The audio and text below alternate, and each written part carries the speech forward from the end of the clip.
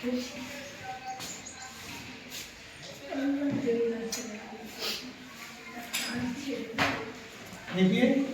वैदिक विधि से लासा ज्ञात करना। अभी तक अपन लोग लासा ज्ञात करते थे तो क्या है, ऐसे ही कर लेते थे, लासा मासा निकाल के भाग दे के कर लेते थे।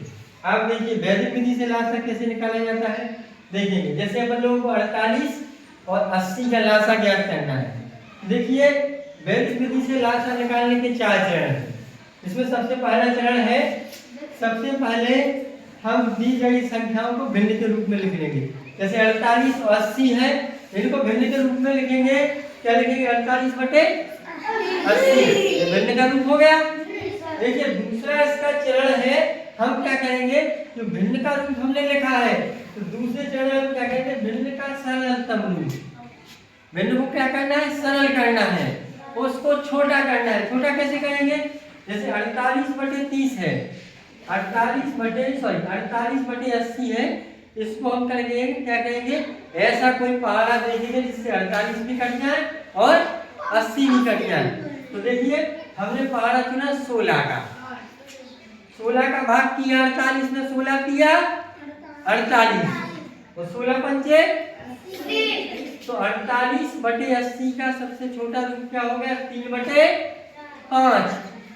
3 बटे 5। देखिए तीसरा चरण है इसका, तीसरा चरण है, क्या करेंगे, दोनों चरणों से प्राप्त।